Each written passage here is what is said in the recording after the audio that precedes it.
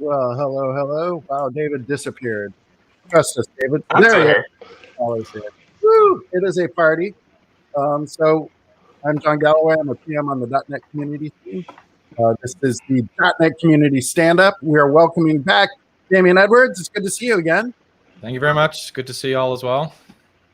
We have David Fowler and Stephen Halter on to talk about minimal API. And there's been a lot of cool discussion going on with this just on Twitter, and you guys have been showing off some really cool stuff you've been working on. I'm excited to see it. But before we jump into that, cliffhanger, I always love the community, and I'm going to show off some wonderful community links. And so here, let me post. Somebody told me that John loves community. It's all true. It's all true. I had some links already kind of planned. And then I went and, let me see, whoop. And then I went and asked around on Twitter last night before I went to bed, hey, anyone got any favorite community links? And then I woke up this morning and I had a bunch more to add. So we'll see how fast I can talk. So here's all the links. And I've also sent them in the comments. Andrew Locke, it's the weekly Andrew Locke show. Andrew actually posted this last week. This is on open source e-commerce platform SnopCommerce. And one of the things that one of the reasons I'm sharing this, SnopCommerce has been around for a long time. It's really cool when open source projects like this keep going and keep building cool stuff. And specifically SnopCommerce, what he's showing here is using in Docker. But if you are looking for, I see people building like their own e-commerce systems. When I used to work on the MVC music store, I would get desperate, like requests from people who had built stores running on MVC music store, which frightened me. But if you're going to build an e-commerce solution, like check out something like SnopCommerce. One of the things that's neat about SnopCommerce is it is something that you can plug in at a smaller level. So a lot of these store kind of systems, basically you are running inside of that application, and then you can like plug into it, but you are kind of subservient to that system. And SnopCommerce has a way where you can also just kind of plug it in more modularly. So It's just kind of a standard walkthrough showing hooking it up. In this case, he's running with Postgres. And just showing off the things, the initial screen, and then you can go through and configure all your products, etc. So that's just a quick look at exploring the application, and a good reminder to me. I don't know how far back SnopCommerce goes, but it's a cool product. As Mahesh calls out in the comments too, there's also Simple Commerce. I think we've mentioned them before too. There's a lot of really good systems out there, but definitely I wouldn't start from scratch if I was building an e-commerce store. Here's one with a nice overlay. I saw this come in yesterday. This is neat. Just saw this announce Microsoft joining the Bytecode Alliance for WebAssembly technology. So this includes Fastly, Intel, Mozilla. So this is a write-up in Visual Studio Magazine. And the reason I'm including this one is because it actually kind of talks through some of the things, it explains it. After I saw this, I dug around for more of a press release, and the press releases were not as wonderful. But so here's talking about what it is, and then also things like talks about some of the projects that are in the Alliance's GitHub repository. So there's some things shared out there. And here's the official announcement from the Mozilla thing, and this is more press release style, but just talking about that announcement.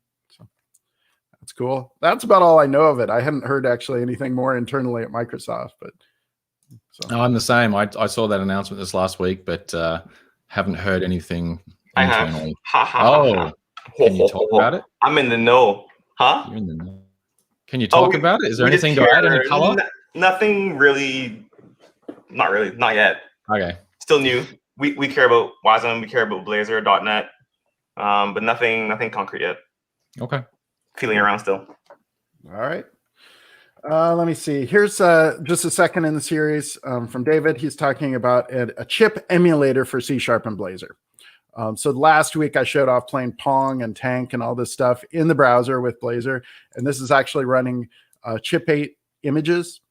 So here he kind of gets a little more into it, talking about like actually scanning and drawing pixels and stuff on the screen. He's using a canvas. What's kind of nice with this series, these are all pretty short. So these are, just kind of a quick, hey, we're looking at this thing this week. And so here he's showing just rendering a frame. So these are nice, quick, just while you're, checking your email or something, or waiting for your code to compile, you can read these pretty quickly. All right. This is not one of those, of course, because Jeremy writes comprehensive blog posts. So this is looking at multi-tenancy and EF Core with Blazor Server. So here, all the things. And this is something that when I've looked at before, multi-tenancy with EF Core, this is something where it takes some work, especially to get it right. Make sure you're not leaking information from one client to another. So here he just kind of talks about setting that up and looking at the different contexts, etc. So good stuff. I'm going to go fast because I got a lot. Curious Drive pointed out to me that he's got several different playlists, including almost 60 on Blazor. So he's got 60 Blazor tutorials and 60 C# and 60 WebAssembly more focused. And of course I get the ads, and I don't want to see the ads, and I don't want the Prime or the subscription either, but just trust me, there are so many of these tutorials. So I looked through some. There's some pretty good level of information, and they're all at about 20 minutes, half hour. So, all right, on to the next. David Brock talking about making microservices fun again with Dapper. So I've been looking a little bit more at Dapper lately, and we've had some good posts on this. So here's talking about just kind of what Dapper is and how it fits in with microservices. And I'd initially kind of like concept overload. I'd kind of focus more on like, I'm just going to do Thai and Docker and just kind of not really look at Dapper. And over time lately, I've been looking a little bit more at some of the things that Dapper does for you. So he, talks about comparing with Service Mesh and PubSub, etc. So, I don't know. Any comments on Dapper at all from you folks? Super cool. Try it out. All right, there That's you what go. you think. Cool. Let me see. Speaking of that sort of thing, PubSub. So there's Azure Web PubSub. Yeah, I know you have thoughts here, David. Azure Web PubSub. So my understanding from reading this and then also following from your tweet. So we had Azure SignalR service, and Azure SignalR service has all the things with like the fallback and does, like works with the SignalR clients. Events. Yeah. Yep. And whereas PubSub is just it's just a PubSub WebSocket backend, and that's all. Yeah. Yeah. It's so I think that so funny. I had to repeat this about 10 times in the last week. Bring your own WebSocket library. It's kind of the main point of it. So you can run on any client that has WebSockets, a device. We don't have SignalR clients for everything. And the SignalR client kind of adds stuff on top, a protocol, streaming, different calling conventions. This is more lightweight. It is the raw WebSocket layer plus a serverless backend. So I can have my app running with an HTTP server on any platform, any language, and then you can connect via a WebSocket in any language, and you can have that handled for you via Azure Web PubSub. So it's kind of like the guts of SignalR kind of like torn to bits and put into a service. Yeah, I've worked a lot on SignalR with David, and I was just chatting with him last Friday, asking why did this other Azure team steal our idea? And David's like, this is our thing, right? So I should have been paying more attention to the Twitter. Cool. All right. Let me see. So this is graphqllink, and so just I don't know. There's some cool libraries and stuff out there for GraphQL. This one is just one that provides a link interface, so being able to link queries into your GraphQL backend stuff. So thank you for that, Georgie. All right. Ashmind, who also does the what is it? Source. It's the sharplab. We all use it every day. I know. Sharplab is amazing, by the way. Sharplab, here, if I haven't showed that, sharplab.io. I was trying to sponsor him, but it doesn't have a link on GitHub. Yeah. So I mean, you can try out all the different things that are still in the works and all kinds of different features and stuff. So it's amazing. Shows the JIT code. It's nuts. Yeah, and exactly. It shows all that, and you can see IL and JIT assembly and syntax tree and all kinds of business. So neat stuff. So are you going to use this, David, to show off the minimal code? Or no, no, of course it's in VS running. My machine's on fire from last night. Nice. Well, right. This is another thing. Okay, anyway.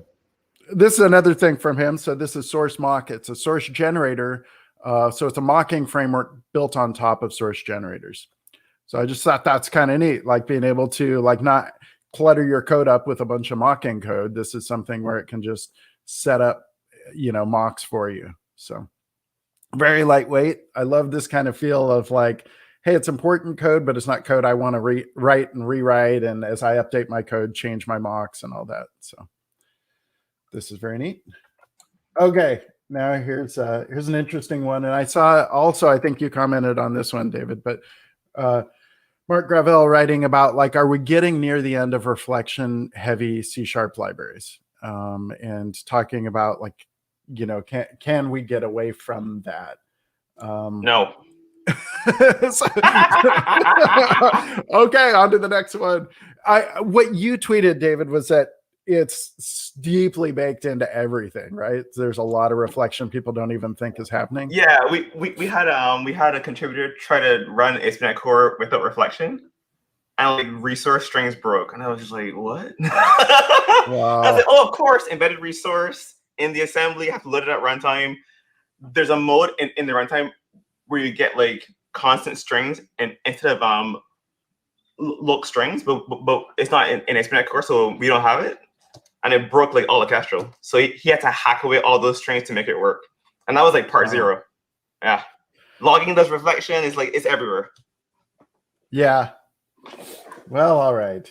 Maybe someday. I think that's the point, right, is that not all reflection is the same. So there's people say reflection, and Do you mean ref emit, or do you mean reflecting over members in order to get information? And then within that category, there's even further sort of buckets of how wide you're asking, hey, what's around? What can I look at? What can I do with it?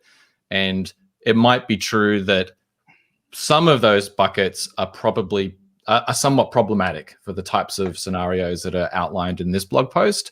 And so coming up with patterns that allow people to remove uses of that kind in order to then make a smoother future available for us with regards to things like AOT and tree shaking or linking or performance generally through cross-gen or full AOT is all goodness. But it's not as simple as simply saying, all reflection bad, because .NET is like, as Fowler's kind of saying, is like, what is .NET if there's no reflection? Like it's kind of, it's hard to really get your head around. It's funny. I came from a meeting before this about reflection and JSON and Blazor to save trimming sizes. The source generator that we built for the next preview, it changes the dev experience in such a way that is not as pleasant as it is to use reflection. So there are these edges that I think we'll end up experiencing as people learn how to source generate things that typically happen today, not via that route. And I think we have to find some ground in the middle to solve the problems. Yeah, and it's not as though the idea of generating code as part of a build is new in .NET. People have been using IL weaving since day zero, or T4. Possibly I would hazard a guess that folks using T4 aren't doing it as part of their build as often as they're doing it as part of a invocation or a gesture of some sort. But source generators is kind of in the middle of T4 style generation and IL weaving. Like it's the step in between.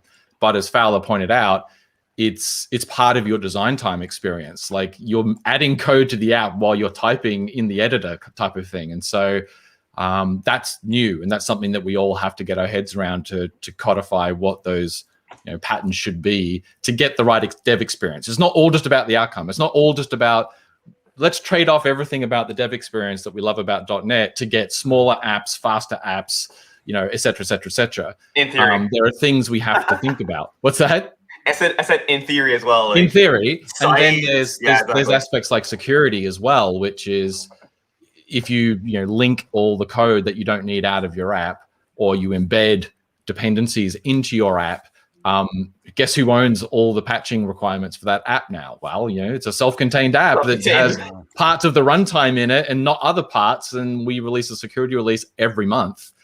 You have to put that in yourself and redeploy your app. It's not as simple as updating some runtime. So there are trade-offs everywhere. Nothing is, Nick Craver likes to say this all the time. Don't give me an absolute. Everything is a trade-off. Tell me why you made that trade-off and help me understand. That's totally fine. But anyone who says, just do this, really hasn't thought through the variables facing the folks making the decision. Yeah. Like I'm personally excited to use a lot internally. Like Casual uses source generation, and we'll add like a string to an array to make headers perform better and things of that nature. But we're also, of course, looking at how we can. The difference between T4 and ROS and source generation is the ability to basically reflect over the app code at compile time, right? And then you get all the advantages of trimming, AOT, et cetera. I know that we have issues, David, that are looking at ROS and source generators for DI and generally making this experience better in .NET 6. I'm not sure how confident we are on landing all those. What are your feelings, David? I think there's some hard things to think about. Like if you want maximum performance, you want less indirection. DI was born to give you indirection. How do you fix that issue, right? The issue is like today when you call add services or add MVC, add signaler, you're basically opting in to a subset of types that you want to include into your DI graph. And you basically need the only thing that understands the entire graph is the app when it runs.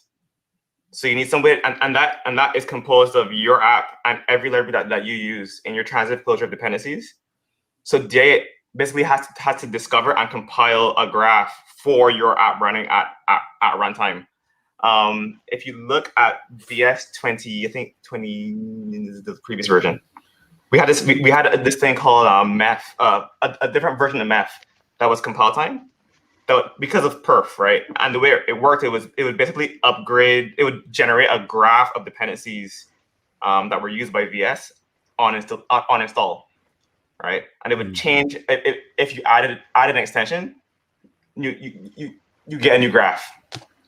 So that's the kind of model you're thinking about with DI as it is today, designed to make it work well. So like today, I can just like party on an iService collection and do like whatever custom startup logic I want to control my services. So in the future, if I want this to work without reflection, we're going to have to come up with a new model. There'll probably still be ways to read from config and stuff to change your services, but it might have to be it's interesting. Like, constrained. There's been a few folks who have attempted this already, right? There's a couple of libraries floating around. I think one from an internal Pavel, and there's a couple of external ones. I'm not, and we discussed a lot of this during 1.0. Like this all came up, and we made a kind of a philosophical decision to go with code and say code is truth. We will continue to optimize this over the coming years to figure out how to solve some of these problems. But code is ultimately what is the lightest weight, least ceremony, easiest concept to understand that gives you the flexibility to do anything given enough time. Whereas inventing new layers of abstraction, DSLs, new declaration patterns with tooling support, like that's all big upfront design type of thing. Yeah. And you have to try and solve all the problems up front. And I'm using broad strokes here, so forgive me. One thing I will say is that I'm not too convinced yet that solving some of these problems requires a completely new pattern. It might be that we simply need to have some restrictions. For example, if you want to opt in to this, hey, can you AOT my DI container for me in this app? There's only certain things that are supported when you do that. And if the compile finds code that's doing some other thing, or it goes, yeah, no, you can't do that because you've got an if statement here in your iService collection thing, whatever it might be, right?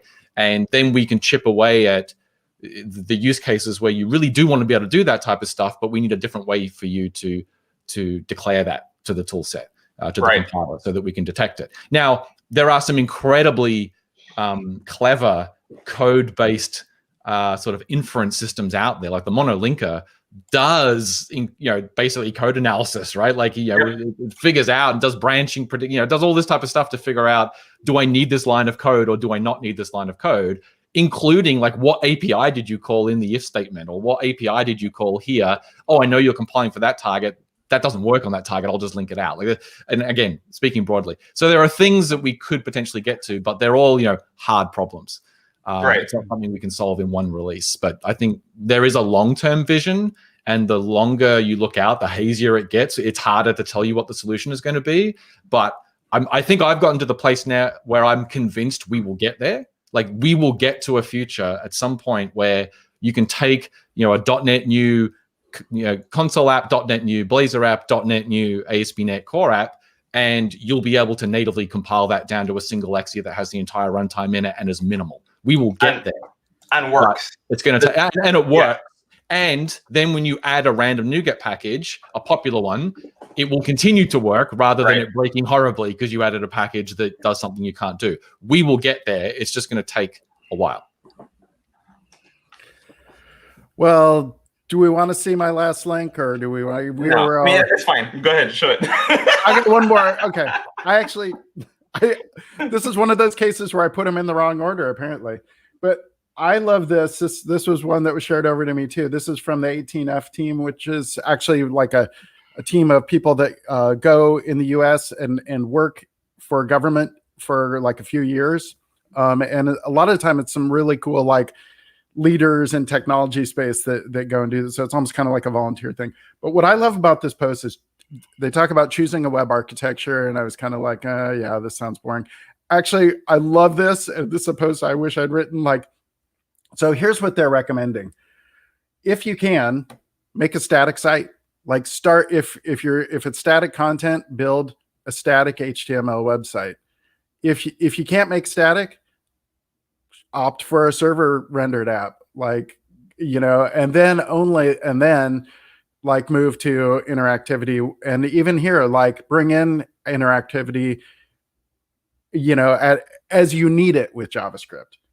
And this is just something that's been frustrating me just kind of in general is that everyone jumps to React and Angular and front end SPA apps for like really simple things. And I get questions from new developers who are trying to learn web dev, and they're getting overwhelmed with like the complexities of bundling and, you know, injecting all their modules and all this stuff. I'm like, just learn HTML, you know, start with the basics, you know, and people just, and I feel like the whole industry is pushing people towards week one, like do the hardest possible case. So anyhow, I just love this, and I'm happy that someone else is thinking the same thing. I wish that we started with the simpler solutions first. That's it for me. We could talk on that for hours, but I'm cognizant of the fact that we promised people we talk about. Yeah. Minimal APIs. Server rendered apps. Server rendered. Everything client side. Everything client side. Static files. All right, who's gonna start this off? Minimal APIs. What are we talking? Minimal APIs. So I'll start a little bit. So first of all, Stefan is the main dev on this whole thing. I am just here to support him. But so this started, I want to say 2 years ago. I made a framework called Feather HTTP as a result of someone tweeting something that made me angry. And it was basically a tweet about how every .NET application ends up having like, I don't know, 50 files. It's like 5, but 50 for effect, right? 50 files. Right. And you compare it to the Go's, the Pythons, the JavaScripts, and we look complicated. So for newcomers, comparing samples side by side, we have like 4 classes, an app settings, a props file, JSON file, CS proj, all these things that aren't your code that you do have to learn at some point, but we put it in your face from like day 0. So the idea with Feather was, how could we basically give you a minimal experience for getting started without destroying ASP.NET Core and losing what we built over the last 5 years? So it was key to basically keep things that we built working. We couldn't build a new off system. We couldn't rebuild components for both new and old ASP.NET Core. It had to be the same system. So I spent a bunch of time trying to figure out like what an API would look like. And Maria, who isn't here right now, we actually spoke to, I want to say 30 customers or so, who weren't devs from our platform, right? We basically asked them what they thought of .NET before and after. So we had a tutorial that was like a to-do app with a React front end, React in the front end, and a .NET backend. And it's funny, I think one of the best quotes I heard was, "My dad used .NET," as in like it's this old thing that my dad uses, but I use Python. So but after the interviews, people's impressions were changed. So we were hopeful. We figured, okay, this could be a way to kind of bring people into the fold that wouldn't typically like use .NET. So we spent the last, I want to say like 3 months trying to figure out how to design an end-to-end experience for APIs as step 0. So from the host to APIs, build an end-to-end experience that was simple to get started, but then can grow into bigger apps. I've been tweeting a lot of stuff about like with small apps to make people understand that this thing is minimal. But there's a lot of like pushback from people who are accustomed to having more structure. And the intent is that this thing actually works well for bigger apps, but it is optimized for like the small apps, right? So let me screen share. And Stefan, feel free to jump in and say words if I miss any words. And Damian. Sorry, I just reconnected my headphones because I thought it was crackling. They work now. Do I sound okay? Good, or do I sound okay now? You sound good. Yeah. All right, I'm waiting to see your screen to share. Oh, I stopped sharing. And there it is. You see it? All right. So I can't see the broadcast right now because my other screen is like unplugged. But here's a simple application. The one that I tweeted last night, that I built last night as well. It's a to-do app. There's no front end because I'm lazy. It's only a back end to focus on the actual APIs. And you'll see there are no usings, which should freak you out. Well, You know what I'm gonna say? Zoom in that code. Oh yeah. Hold on. Should I change the font size? I'll just zoom in. Whatever. Yeah. Yep. That's. I mean, yeah, that's Is that good. good? So this file has no usings. There's a call to app.mapget. I pass in my route. I have a lambda here. I'm doing typical CRUD, right? Get all, get by ID, add one, delete one. So this is super simple. But what is actually happening under the covers? Like what is going on here? I think everyone calls it express.net, which I think is hilarious because I guess if I go back to a time before Express, there's been other frameworks that were there before Express that had a similar feel. Sinatra was there way before Express on Ruby. And my guess is that Flask on Python. So my guess is that like Express copied those frameworks, but now Express is so prevalent in the Node.js space that Express has become the de facto for anything that wants to do mapping a route to a function, right? But to be frank, like you look at all the web frameworks out there, there's kind of two styles. There's mapping a route to a function or having an attribute on a class that describes a route. There's only those two styles, and they're expressed in different languages, but they're kind of the main styles that I've seen, at least in web frameworks. I think F# has more of a unique style that I've seen in Giraffe as well. But yeah. So yeah, Giraffe is really cool. Yeah. Which is an F# web framework. Okay, so this application is not doing too much magic, but let's break it down. So first of all, I guess I should run it first to make sure it works. And I'm running preview bits of everything. So if it seems slow, it's because it's preview bits. So nothing on the root URL. I'll type in to-dos. You can hide that thing down at the bottom where it says stop sharing or hide. So empty list, right? To-dos, empty, makes sense. I'm going to use Postman to add a new entry. There's no support for Swagger, so there's no swashbuckle as yet. But preview 5. We'll get there. Exactly. We'll be there eventually. Yeah. I mean, let's just remind folks what we're looking at is preview. Yeah, this is stuff that's not even in the publicly, it's hard how to phrase this now. The official previews, the last official preview is preview 3. You can grab a nightly of preview 4 or main, which is preview 5 right now, and then you can try stuff out. But this is like super early. So if something isn't there, it doesn't mean it's not coming. And if we don't say it, it doesn't mean we don't plan to do it. The source of truth is on GitHub. That's where the discussions happen. And if you want to ask something in the chat, do so, and we'll do our best to answer whether that's in scope for 6 or not. Well, if you want to try it now, you can compile the Roslyn, a special branch in the Roslyn repo. I think David might have an internal v6 though. I'm not sure. It's in main now, actually. So if you were to build Roslyn's main branch now, and you get a v6, you can install it into your VS and make it crash. Okay. So a few things in the chat. One is this looks also like Nancy, and I think that goes kind of to Nancy.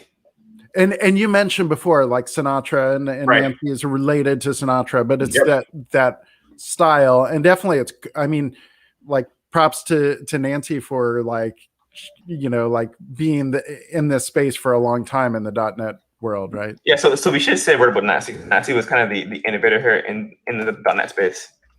So Nancy came. I should probably type in Nancy C# so I don't get some weird search results.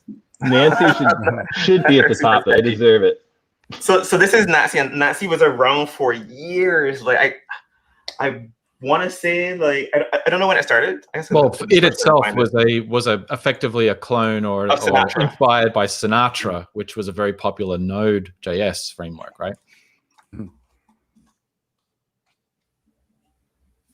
I can find the first commit. Oh yeah. Isn't there like a site for this? Somewhere. I have no idea. There isn't, there should be.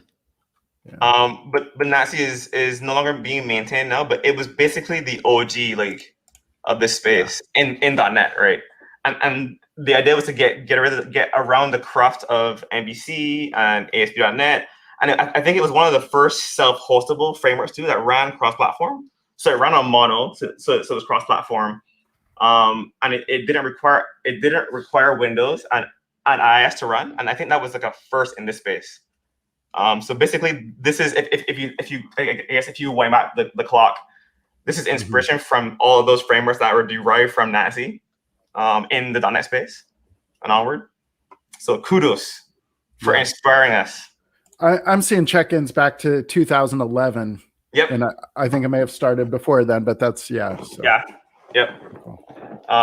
So I have a Postman request here where I'm going to send a JSON post to my to-dos endpoint just to add one. And it told me something about HTTPS, which I will super ignore and use HTTP instead. 2004-ish. Wow, that is super early. That's .NET 2. 2004. Yeah, I was in secondary school. Right? Middle school. And you're in your 30s now, so that's it's not like I can call you a young person. Really, it's legit. So I added the to do and that. Wait, where's it? Oh, it's name. Why is it name? That's wrong. It should be title. It's bizarre. Let's do this. Better. So JSON response, super simple. I could actually send a delete and delete that first one because. Okay, we were off. It's 2009, so you may have been out a second. I was at Microsoft then. There you go. Okay. .NET 3.5 timeline. Yep. So erase that one. It's gone. So the REST API works. It functions. I can delete, add, and view my to-dos. Right. Very impressive. Ship it. 404. Like this thing is perfect. Now, what's happening under the covers here is that so the intent was not to build a new framework. So ASP.NET Core already comes with the app builder routing. We didn't want to redesign all those things. So if you look at what I get when I do app dot, I get everything, right? Map controllers, map hubs, I map Blazor hub, map fallback. But I also get use. So use endpoints, use static files, use cookies. This application is this Uber type that kind of merges routes and the app builder into one space. So if you recall how apps are typically composed today in ASP.NET, you have program CS that has a main. It calls this method called create host builder with args. It calls build and run to build the host builder. Create host builder creates the default host builder with a bunch of defaults like logging, configuration in a specific order. And then we call configure web host defaults, where we call use startup.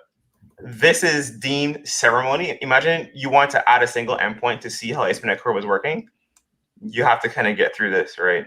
We should point out too that this is a lot of these APIs were introduced in post 1.0 versions of ASP.NET Core. Yes. The first version of ASP.NET Core was not this terse. Was much more verbose. Even more ceremony. There was no concept of defaults. And we introduced a lot of that in 2 and 3, 2.x and then 3.0 with the default build with the host here instead of the web host. So this has grown up over time, but there's still a lot of ceremony here. Like line 19, that method, like why does that exist? There's nothing here that tells you why that exists. The fact you have to pass lambdas to things just to call, hey, startup, please. Like, and there's all good reasons for why it happens this way, why it happened this way. But every now and then, it's good to step back with new goals and think, how can we build something that doesn't invalidate this, but slots in somewhere complementary to this? Right. You basically want to appreciate why it's there, but I think we put it in your face without giving you a hint as to why it's there. So you end up treating it as being required without thinking about why you need it in the first place. This thing, for example, like is here for a very specific reason, and without it, some things don't work. But if you're building an app from scratch, it's kind of hard to appreciate that. Stefan? Right, and not everyone needs to do EF migrations or whatever. So, though we're looking at how to better support that with the new minimal host. In your mind, when do you think that there's a clear scenario when you should use one versus the other? As the hosting models go. I don't have clear guidance for anyone as yet. I think we're still trying to feel it out. I think both things solve similar problems. I guess the question will be like, what will people do with these APIs? I think for an example, I think this less noisy to use in a library. If you're trying to embed a little web server as part of your binary to communicate with an app, this might feel like noise to you, right? Mm-hmm. Whereas this approach might feel like, okay, this feels like a thing I could embed and use without hassle. I would go as far, like even now, which is fairly early, I'd go as far as saying, I think you would always start with the premise that you would use the less ceremony. We call it direct hosting. That's the name that we coined for it. And then only move to the other hosting API pattern, which we call composable hosting.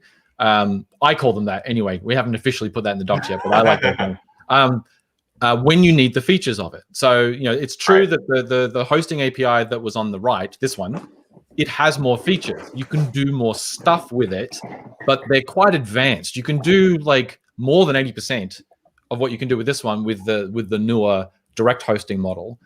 This one, though, allows you to do things like use a single host that's hosting multiple app models, like not only a web server, but also a worker service, for example. I'm going to make you sad, Damian. You ready? What? Okay. Let's keep going before I make you sad. Okay. Also, you might want to talk to Maria about the naming. The naming, We're going with minimal hosting. Minimal hosting, yeah. That's great.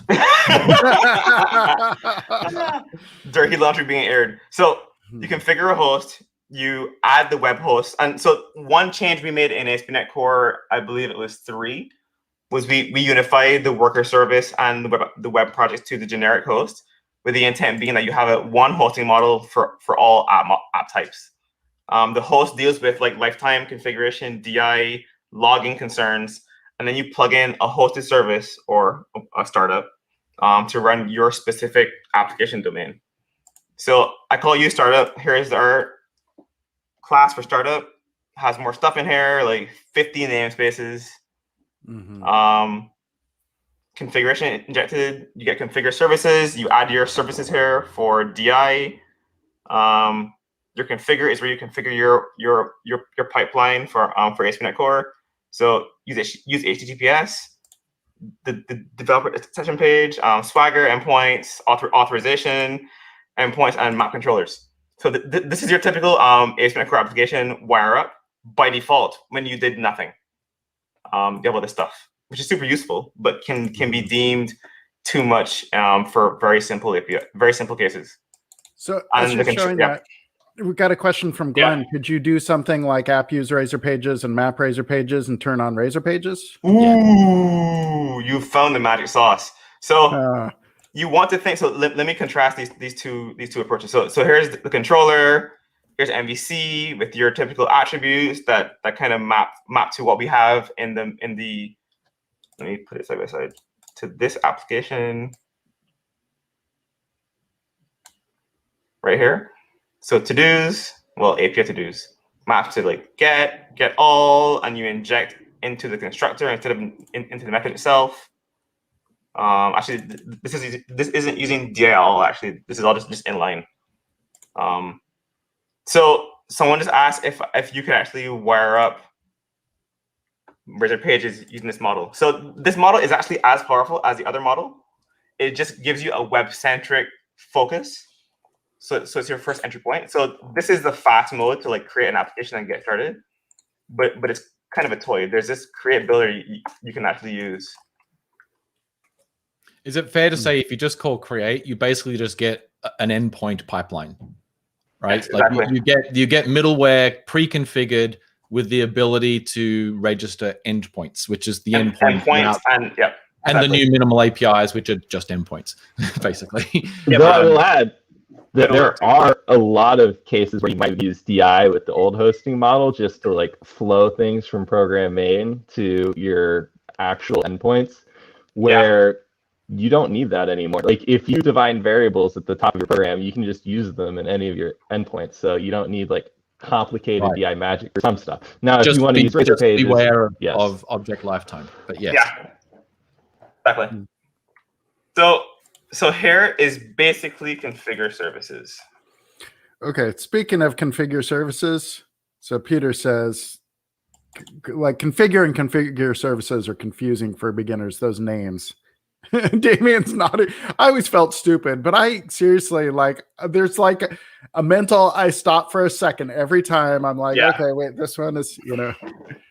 Yeah, and honestly, we went with this like Hollywood principle. We'll call you back kind of thing, where you give us a class and we kind of invoke it via reflection. It's kind of messy, and we've had it for years, and people have complained about it. We actually had an interface called iStartup that we deprecated because it was inadequate. iStartup had configure and configure services. But it's limiting in what you can do, so we kind of made it deprecated. So my like super high level, dumb guy app dev feel on this is MVC is like powerful, but was a good amount of ceremony. So then we got Razor Pages, which is kind of a layer on top of MVC. It like runs on top, conceptually at least, of those base classes. And if I ever need to dig down into something I could have done in MVC, I can do it, but I layer on the complexity. It's like just-in-time complexity. That's right. And this feels like the same sort of thing, where if I need to like customize middleware or startup or DI or whatever, I can, but I don't start with that. Right. And so watch this. So here's my configure services from the application over here. So here's today's application, and here's what we have that's new. I can actually grab this verbatim, copy it here, and replace services with services.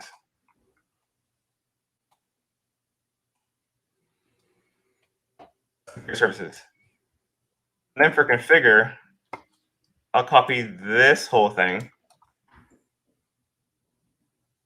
They don't have Swagger included, but let me comment that out for now. Copy this. Oops. Where are you, mouse? Paste that. So let me comment this out.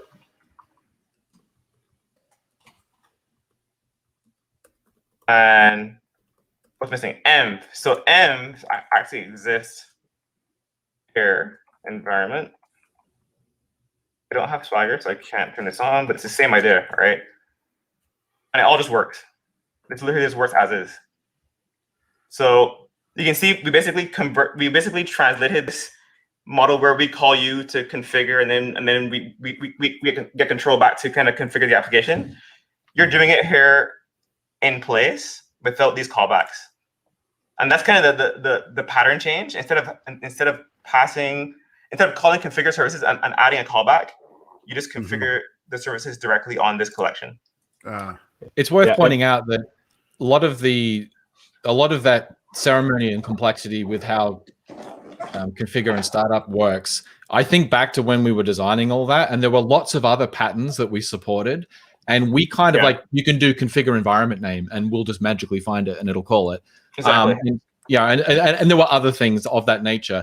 And frankly, I think we kind of left it all in, created things with that flexibility, and then we would waited to see what the community and customers would use. The reality is, I think we probably didn't consider or underappreciated just how powerful what is in the docs and what is in the template is with regards to coercing or creating idioms. And this is an issue we have with .NET in general, because we ship a vertical stack with everything, a tooling and templates and all the rest of it. Whereas if you start with Node, you don't get anything. You get node.exe, and then it's up to you to go off into the ecosystem and find, well, how should I structure my app? And so I think that's one of the reasons why it can look very daunting to a new user, and even to an experienced user for certain types of apps. I mean, I've been working in .NET since the beginning, so over 20 years, nearly 20 years now. Some apps you look at it and go, why do I have to write so much code? Why do I need 5 files, which I'm never going to change, which I never have changed the content of, just to have an app that has 3 pages? Right. And or 3 API endpoints in a Signaler hub or something. Like there are literally hundreds of thousands of apps that exist like that out there in the world. And that is the gap I think I was alluding to before, where we think this can slot in, but it's also not just for that. It can grow up as well. And there will definitely be cases where people go, no, I really need this functionality that MVC has, and I'm willing to pay the complexity, the performance cost, et cetera, for using that because I need it for this application. That's the right trade-off. But it doesn't mean we weren't thinking about these things in the beginning. We just made different trade-offs at the time because we just weren't sure. Right. And to be fair, like there's kind of we always build features with layers. So the host itself and the lambdas are different features that can be used in different parts of the stack. So for example, like here's an app of me trying to use MVC with the new host, right? This works fine. Add controllers, add razor pages, that all works, right? Build it out services. There's still hanging. What if I wanted a startup class with a minimal host? You do this. No, I mean there's no built-in support. I mean, I guess it would work, but it's kind of jank. Yeah, I wouldn't encourage it, but even that is there. Here's the magic. This host basically tries to encapsulate. I said before, like all the features we've had over the last 5 years built up by everyone. So it tries to preserve all the primitives. So for example, if you need to configure a different framework, you get the iHost builder given to you, but it's not in your face. Same for the web host.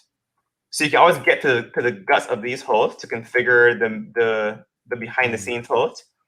But the API is basically giving you a facade over those APIs, so they're not in your face by default. I want to point out also, go back to the builder for a second that you returned.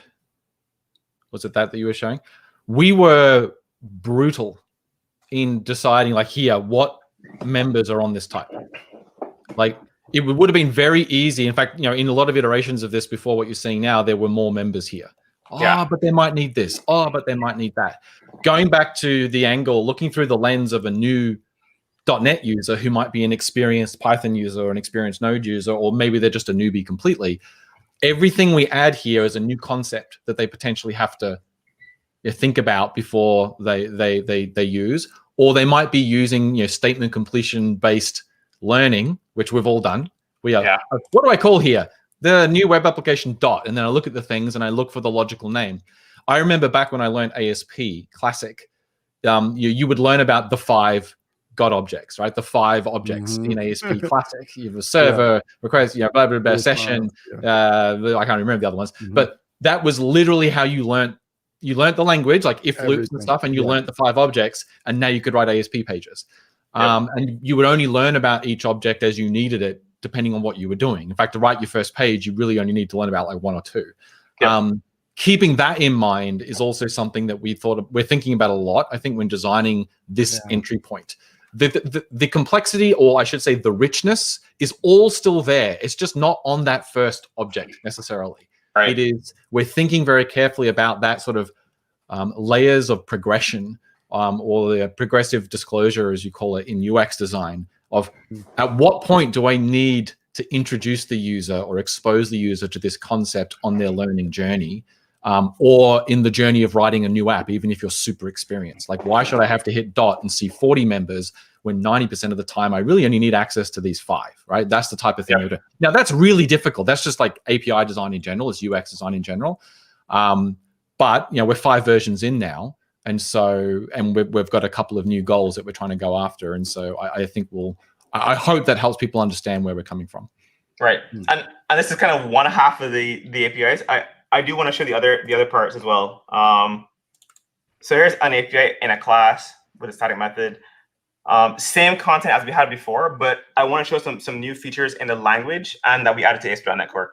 So ASP.NET has, for at least I guess the 3rd version, has had, or maybe in 2.1, has had these map get, map post, map put, map delete. These aren't new methods. We've had these for a long time. They've been shaped differently. They've been shaped with this, the new ones. Typically, they look like this, where you would get to pass in a route as the first argument, and then you could pass in this thing called request delegate, right? And this guy gives you the HTTP request. And that's where it got really hard. And then you have to do like parse the request, parse responses, write response, find APIs. Right? Super low level. Well, the feature we added are the features that we work with the C# team to make easier. There's no new overload that takes delegate, just delegate, right? What's up? I guess it's here. So request delegate is a delegate, right? Right. So delegate. Right. So request delegate takes in the HTTP context and returns task. Delegate itself has no shape. It is like the object for delegate. And the trick was to figure out how to have the compiler correctly give us a function without having to do the cast, right? So before in our initial version of this, you had to do like func of task of list of oh my god, right? I'm surprised how few people complained about that in our user study. Like, I think they saw it and their like eyes glazed over and they just like copy pasted and just like no one said anything. That's crazy. Yeah. So then the new compiler feature is that I can do this now.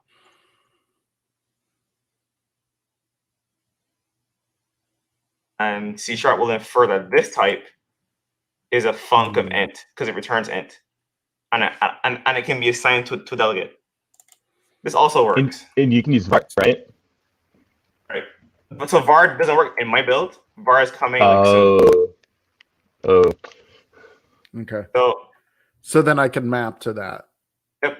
Expression works as well. So we're finally blurring the lines between all these very related but slightly different terms in C#, like functions, methods, delegates, lambdas. Yep. And like some of them are very like language geeky, like you really have to understand the difference to talk about them. I actually started in VB.net and then I didn't learn about delegates until I moved to C#.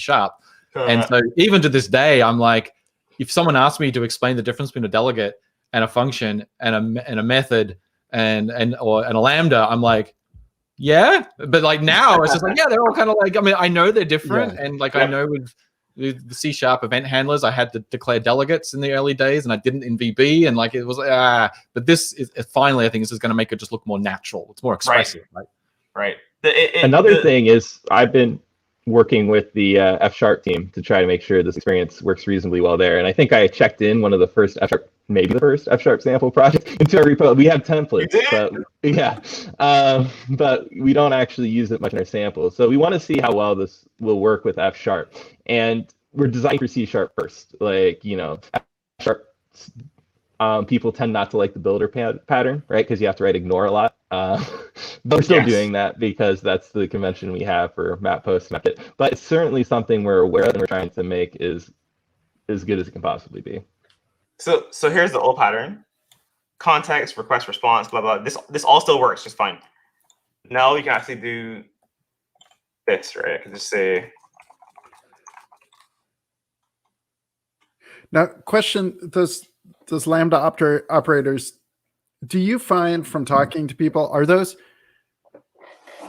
intuitive to like the more beginner lightweight feel? The arrow functions, you mean? So this drives me crazy. So like, what kills me is like Node is like the beginner language now, right? Node and Python. Those things are all lambdas. They're like literally all lambda functions everywhere in Node. I mean, they're declared with functions, so maybe that's the difference. Well, they're not now, like ES5 and beyond, right? Like it was all moved to arrow function. But this is a really good point that I was waiting for the right point to make too. The other thing that we're empowering ourselves to do this time round is utilize the language features as we design this API and sort of this application model, like the invocation patterns and the patterns that you'll see in the code. So C# has like changed a lot since version 6. Yeah. When we first started APIs designing, feel like they're still built around like the 2.0 level. and there's a good reason. And I'll be very frank. In the beginning, when we were designing ASP.NET Core and we were doing code reviews of this with management, like very high VPs, there were concerns that, oh, this is too complicated if you have too many lambdas. Like, .NET developers don't use these things yet. And so we erred on the side of maintaining the same pattern use where in a lot of the places, right? You have a class for everything, and we did have nested lambdas, which is unfortunate because that is a lot of indentation to get around. But since then, C# has gotten great pattern matching, and it's gotten, we're adding features now in C# to make this stuff even better. It's got top-level statements. We're getting global using. So we want to utilize those things as we develop this to fit into that slot that we've already kind of talked about. So I think it makes for an incredible, and we're not stopping here. We will go further as the language develops over future versions. I think this is not the end. This is the beginning, and I'm really excited about where we'll take C# and the rest of the .NET ecosystem and learn from others like F# as well about what's possible when doing this type of stuff. One other thing, sorry, just one other question on this.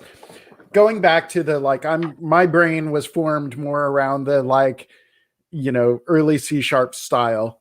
When I see this, I start thinking of especially the one you were showing earlier, it can feel like a script, even though I know it's not, but it feels like a script. And I wonder then about am I going to build spaghetti? Because there's a lot of ceremony in the more structured approach. It is more structured, right? And so this feels a little bit more but it's not, right? I mean, it's all compiled code, and I can abstract things to other functions if I want to. And that's the key. So I think the goal here is to remember that we're leaving it up to the developer to decide how they want to use language features and type features to organize the app for the benefit that makes sense for them, as opposed to developing a framework that says you must use types, you must put a class in a file. If you don't do that, the tooling doesn't work properly, yada, yada. We're leveraging the language features and a very minimal upfront API, which then allows the developer full expressiveness to decide how they do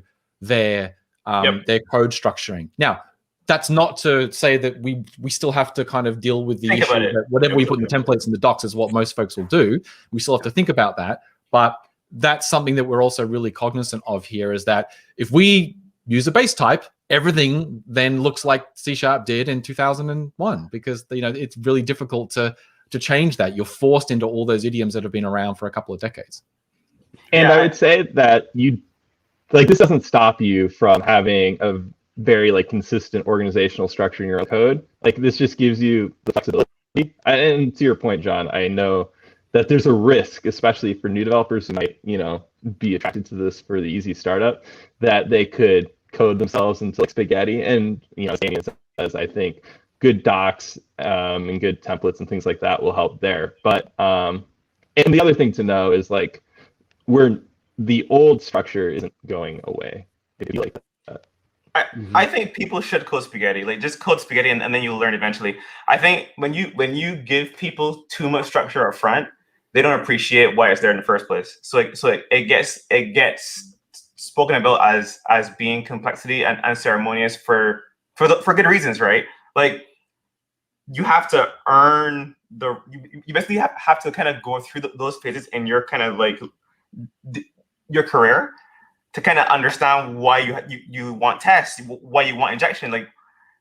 I'm trying to create a new context per request here. I can't test this. It's buried inside of a static function somewhere. I can't test this besides having to use a tool like curl or postman. That's fine. And then I can learn, why I want DI, and then I can kind of migrate to this pattern, right? Inject my DB context, and now I can test this thing, right? But I can't because it's still buried in a function here. And then I can learn about functions and then grow up from there and say, okay, I want to declare functions, and I have to learn about return types, right? And task of list of to do of what the hell ever. And I can do this, right? This all works just fine now. And then I can grow up even further and be like, you know what? I want to use classes and MVC and attributes. And I understand the magic and discovery, and I kind of prefer this model. I think we just are gonna give people less structure so they can choose.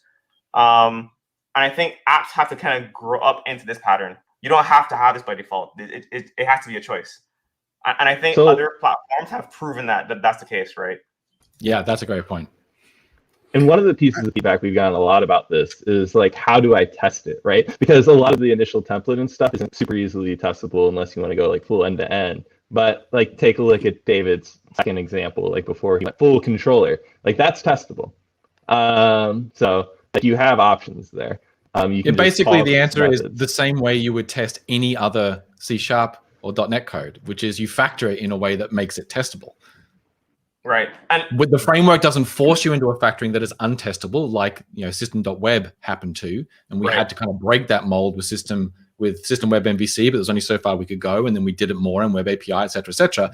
And now we've kind of come full circle, which is, well, if we just make the primitives based off the most basic language constructs, then it's up to the developer how they structure it in order to be testable. We still honor we don't use statics for state, we don't all those type of things that make testing hard. That's still true. You get to decide how to factor it, and as long as you can call it like a method or a delegate or a lambda, as long as you can point to it, it'll work. So one thing I want to kind of explore is, could I control dot and extract local function, and then control dot and extract static function?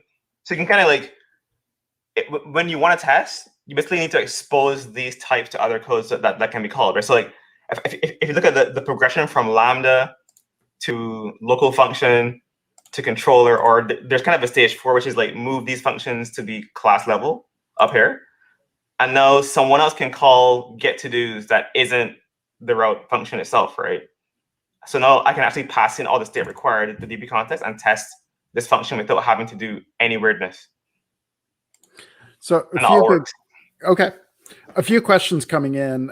So Shane's asking, is this just about style and ease of use, or are there additional benefits? And like to go along with this, there have been several people asking if this has performance impacts. Yeah, it's actually much faster than MVC, but it's faster because you aren't paying for the ceremony, and it isn't because we showed the dashboard. We haven't. Yeah, I mean.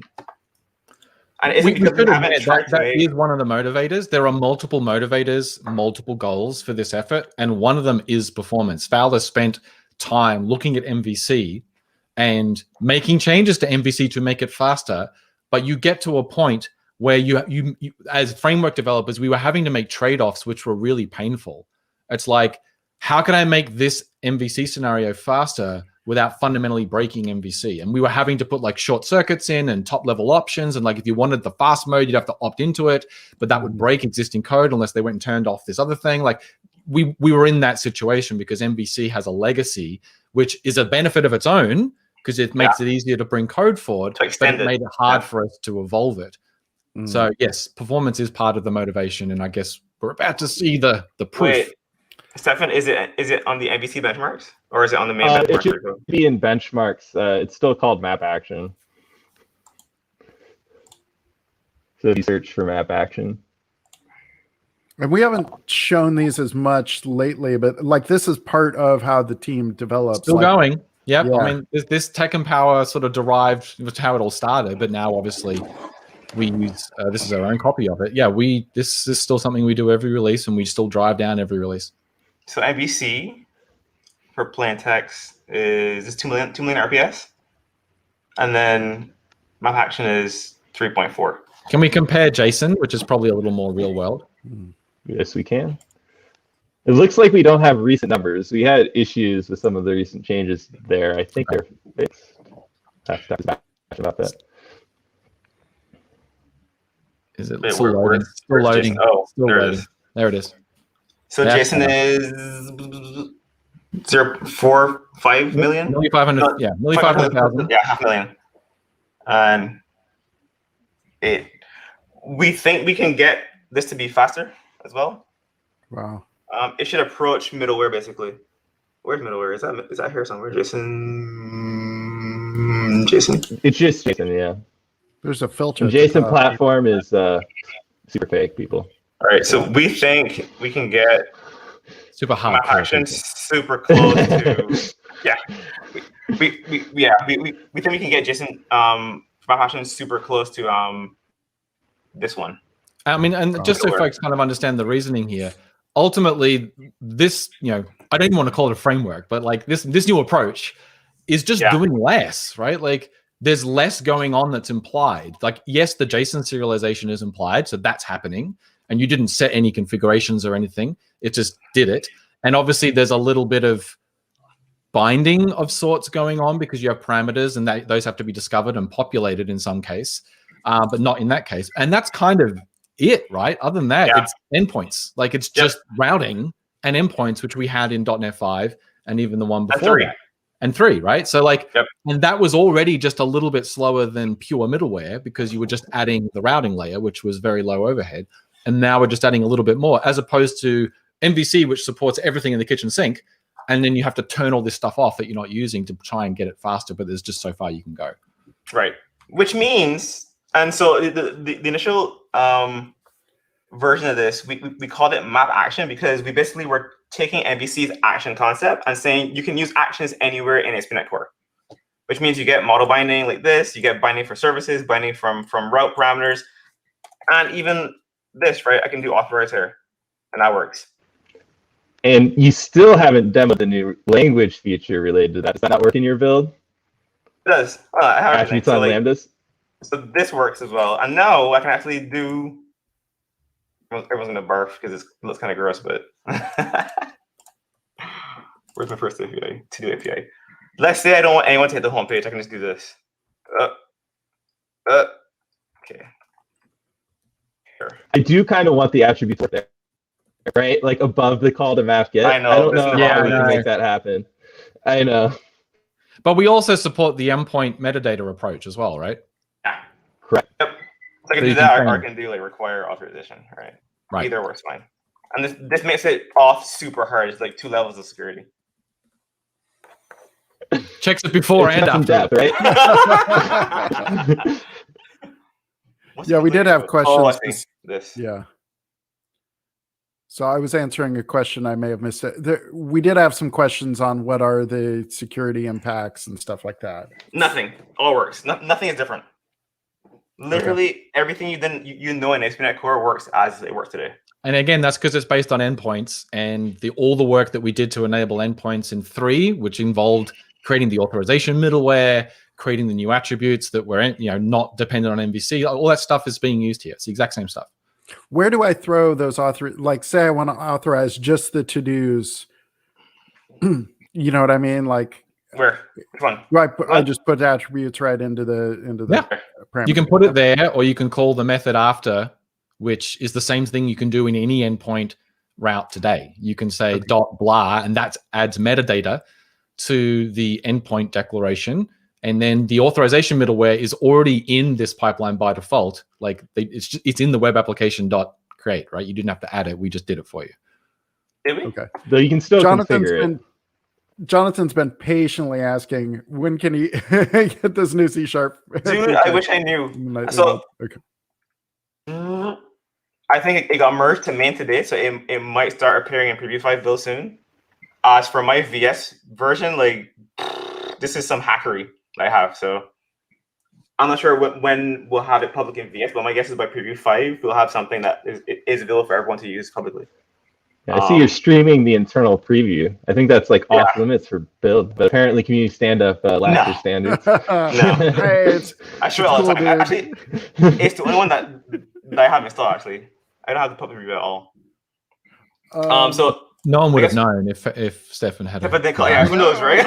So now I'm getting David in trouble. You're welcome. Not me. Here's another C# feature that's being added in C# 10. Global usings and global usings in general. So this, I love doing this because this is just noise to do, right? This is ASP.NET Core. ASP.NET Core, we didn't spend a lot of time trying to make the APIs, trying to make the namespaces be less granular. So you end up with this in pretty much every file where you use logging, DI, configuration, etc. So like what's this file? It's a global usings. It's any file that you have actually. It could be any file that has imports. It's just global using. Okay. Yep. And that's project-wide, right? What's that? Yeah, project-wide. And it cleaned up a ton of my Actually, it feels super weird having this touch the top, so I just put a space there to feel comfortable.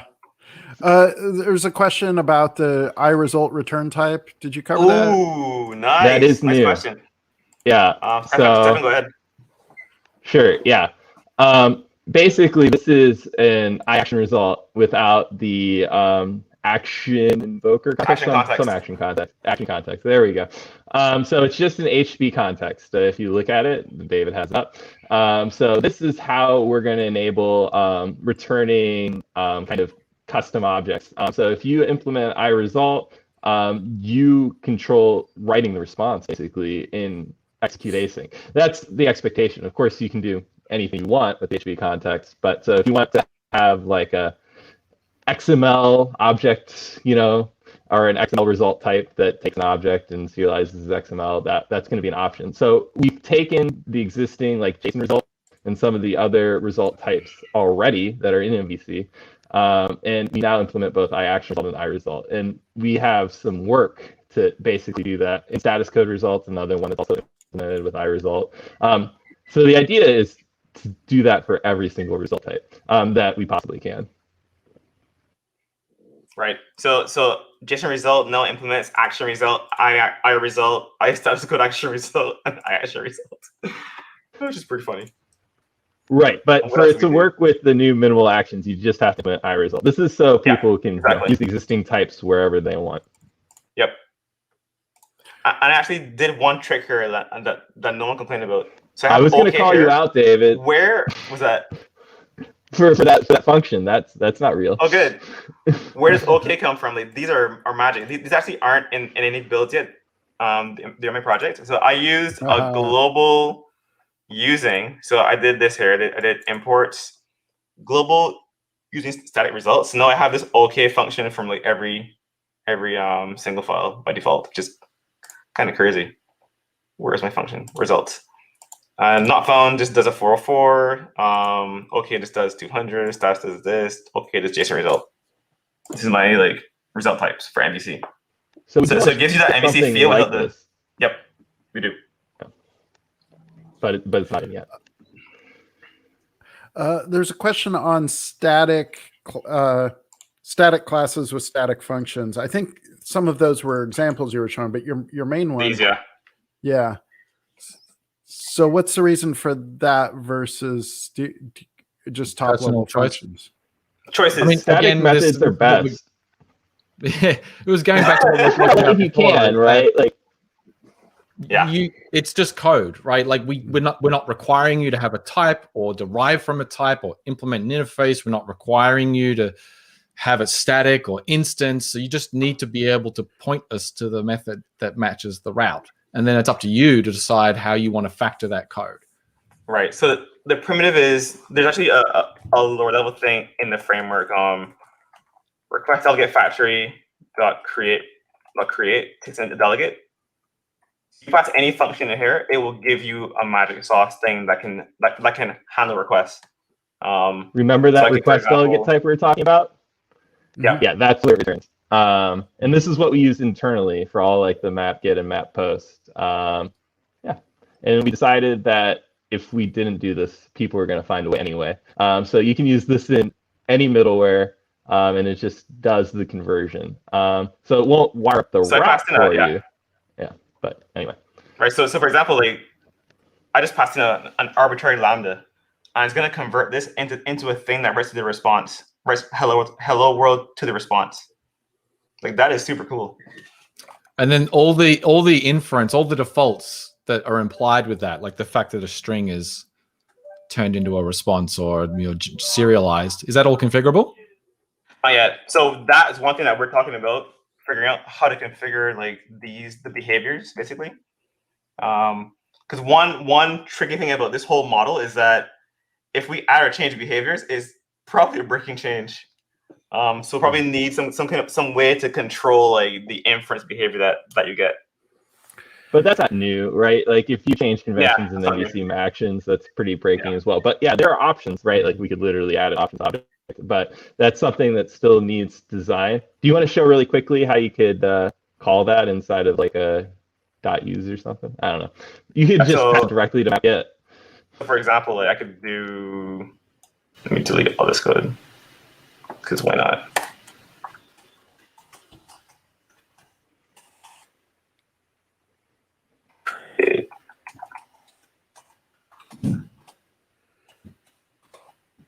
This is going to be confusing. Yeah. notice the problem here. We're thinking about this. Oh god.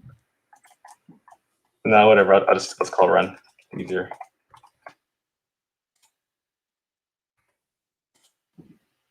This is weird, isn't it? That's weird. Run. Yeah, we might rename app.run, the one that doesn't take arguments, just because of this. So that's something we're still considering.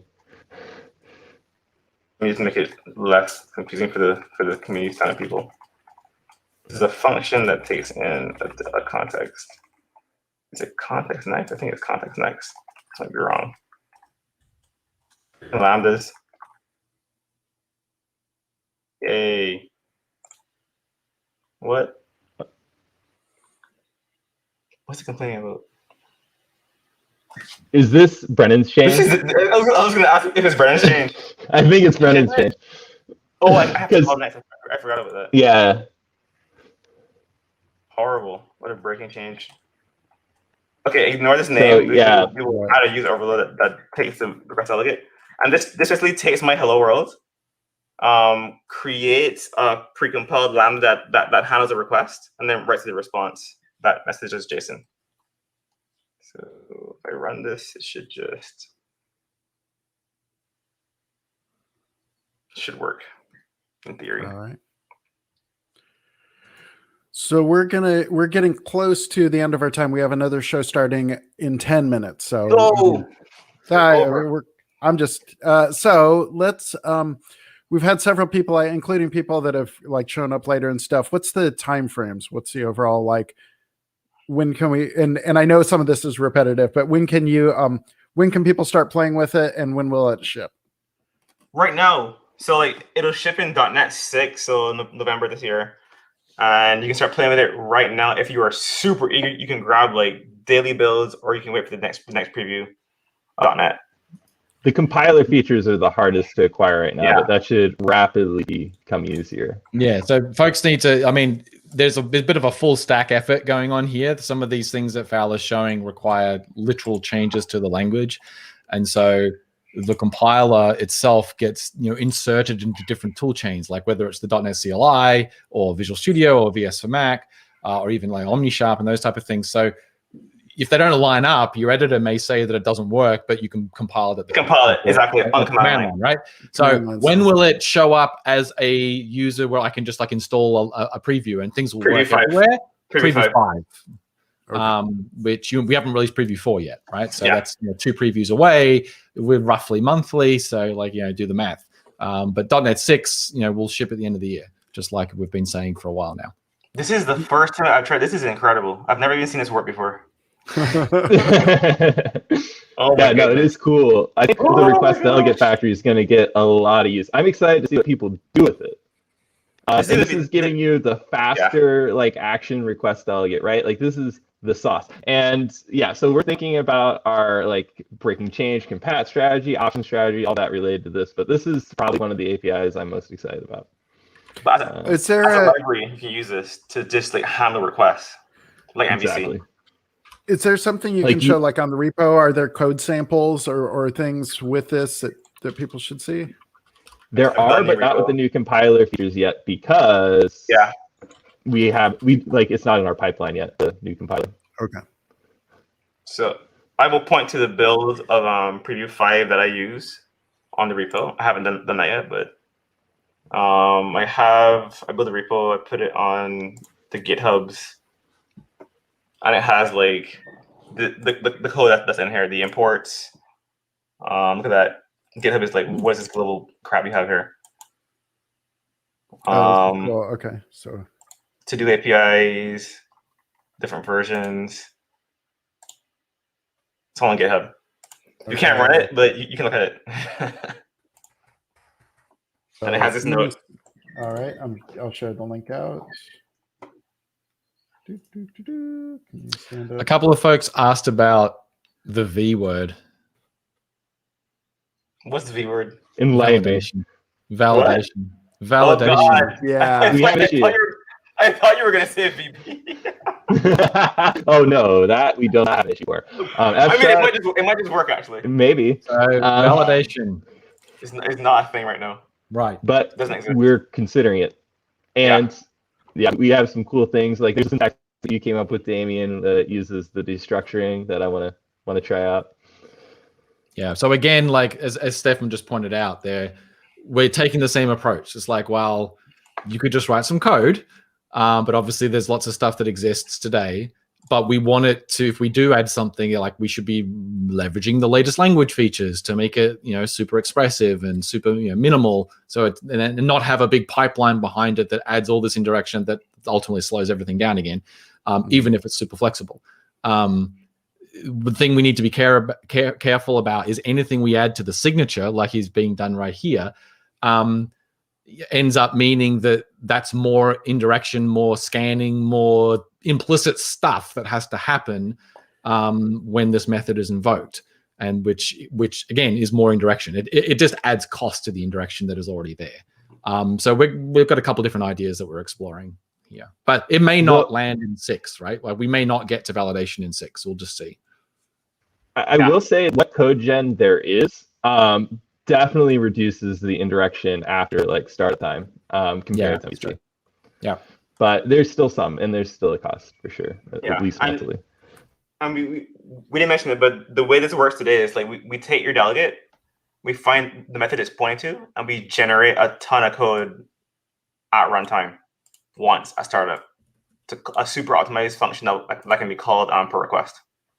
So there's no allocation besides the ones you ask for. You allocate one delegate, and that's the whole thing. And that invocation code that you're talking about is literally the request delegate returned by request delegate factory. So you can use it wherever you want, and I encourage people, like, once they get it, to try to use it, try your own micro framework, right? Like, I think it will be cool to see what the community comes up with. There's code generation for JSON in .NET 6 too, right? They've added. There is. So we get so like we're getting closer to, if not maybe we're already there, to the point where a hello world JSON API is literally no allocations once the connection is, I don't know. No, I mean, so you still need to serialize the thing needs to be created for the serialization. Yeah. Yeah. Okay. Yep. But that process this gets faster. It's not pulled. No. Okay. I mean, it's your POCO, so you can pull it if you want to. Sure. Your POCO, of course. Yeah. That's fine. Like this, that's the allocates. All the plumbing and everything else involved. Like if the only allocations are yours, that's the most ideal case, where there was none by the framework once the connection is stood up. Exactly. And like the cool thing about not having a class is you don't have to instantiate something per request to inject stuff. You just call a function, right? If you think about it, the constructor is basically a function that is special, right? It comes with baggage. Exactly. Yeah. An allocation versus this is like middleware, right? It's the same sort of overhead as middleware, where you just have to allocate a del. And it's the reason why middleware classes look a little weird, because we have that other method, the invoke method, the 2-stage kind of thing, and it's because of allocation. It's all about optimization. So with the request delegate factory create overload that you suggested, David, you can allocate an object, that would be your class effectively, every single request. But that's certainly not the default when you use like mapget or maphost. But like that flexibility is already there. Yep. All right. David, we're out of time. We have another show that's got to start just in a few minutes. We've got Visual Studio Toolbox, I believe, talking about gRPC, which is awesome. So the one last question, where's the best place for people to like comment, like keep up to date with this? Is there like an issue tracking this, or is it just like Stefan filed one. So with a ton of work. Do you have, actually I might be able to post it in this chat. And then we will. Let's see. All right, John, can you put this in the right place? Maybe if I can copy paste. Yep, you put it. I'm still using Damian's old laptop right here for this particular thing. It's going a little slow. Like I'm seeing the beach ball, so that's not a good sign. Oh my goodness. I should probably stop sharing my screen. Like I don't know why I was, since David did the entire thing. Can someone help me? It's a recently filed issue.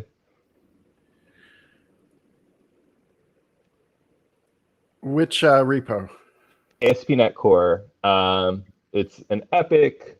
It's minimal actions and hosting. You sent something about that this morning to us. All right.